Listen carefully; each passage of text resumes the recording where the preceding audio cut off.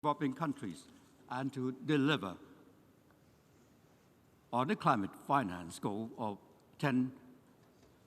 100 billion USD annually as soon as possible. Equal attention should be paid on mitigation and adaptation. Thailand stands ready to work with Egypt and all partners at COP26 in this regard. Mr. President, we need to restore faith and confidence in the multilateralism and our United Nations. An important step to achieving this is to reverse the polarization at this body by working more closely on issues that bring us together. Addressing humanitarian concerns is one such issue. Thailand will continue to work closely with the international community, taking into account the needs of the affected country to address urgent humanitarian challenges through bilateral, regional, and multilateral efforts according to the key humanitarian principles without politicization. We have supported humanitarian work in Afghanistan through the World Food Programme and made contributions for Ukraine through the Ukrainian Red Cross and UNICEF. As for Myanmar, Thailand has worked with partners to provide humanitarian assistance to the Myanmar people in need through various programs at bilateral level, including donation of 1 million doses of COVID-19 vaccines, and through ASEAN.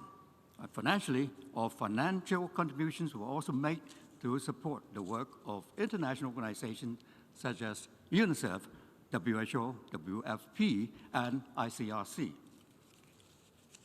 As an immediate neighbor with the longest land border, 2,470 kilometers long, it is in Thailand's vital interest to see a quick return to peace and stability in Myanmar. We call on all parties in Myanmar to urgently undertake steps to de-escalate, end violence, and engage in meaningful talks to resolve differences peacefully. Thailand fully supports the constructive role of ASEAN and believes that ASEAN is best placed to help Myanmar through the time-tested ASEAN practice of consultation, cooperation, and consensus. Thailand will continue to play an active and constructive role to support this ASEAN process, as well as the role of Special Envoy of the UNSG on Myanmar. And as a strong believer of multilateralism, Thailand stands ready to continue to do its part to promote multilateral and international cooperation at all levels. Sustainable development and human rights are intertwined and mutually reinforcing. They are vital in ensuring an environment of peace and prosperity.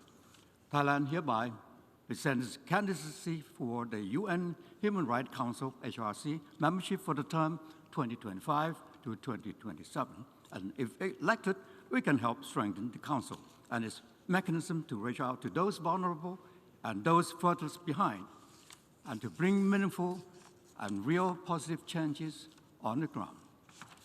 Thailand also firmly believes that a close regional cooperation can complement the multilateral system and reinforce the global agenda.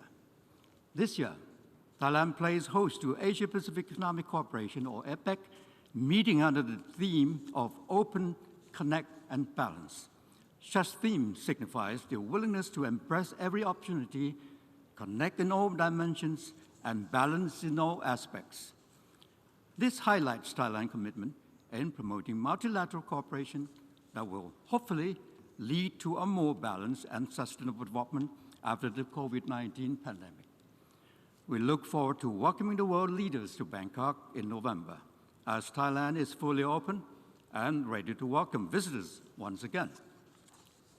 Mr. President and distinguished delegates, despite the challenges and difficulties at this critical juncture in the history of humanity, Thailand continues to have faith in multilateral system with the United Nations at its core, and we remain confident that the goodwill and shared common interests of humanity will help us make the right decision at this watershed moment so that we can move together towards a more stable, sustainable, and safer future with no person or country left behind.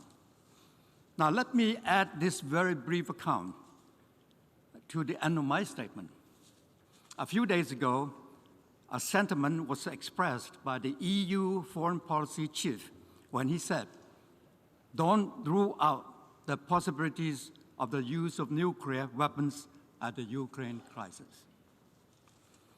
An Oriental saying has it, which could be related to this context. It pertains to the enjoyment of riding a beast, whether it's a tiger or the dragon. But let's put a tiger in this context. Riding the tiger back could be fun and challenging.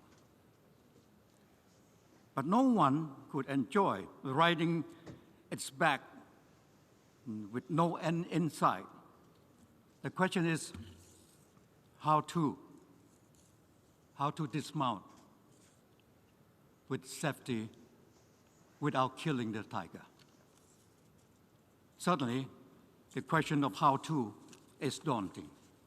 Here, we have a suggestion which has taken all elements into account and definitely not a realpolitik free.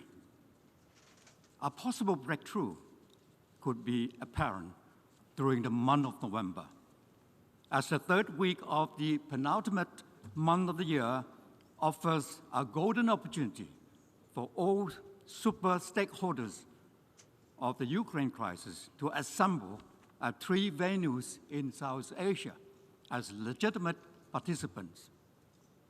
The 3 venues, one in Phnom Penh for ASEAN Summit, another in Bali for G20, and the third in Bangkok, Thailand for APEC leaders meeting. They could separately or in a series serve as a most appropriate platform for talks to provide possible off-ramp or exit to this high-tension global crisis in Ukraine. The world body, UN, with all its relevant roles and mechanisms to help safeguard peace and stability, could certainly join in at any juncture to add value to these endeavors. So let's hope that this golden opportunity is not passed up by all the superpowers, super stakeholders with regard to the high-tension Ukraine crisis. I thank you. Thank you very much. Agradezco al viceprimer ministro y ministro de Relaciones Exteriores de Tailandia. Demeke Mekonnen Hassan.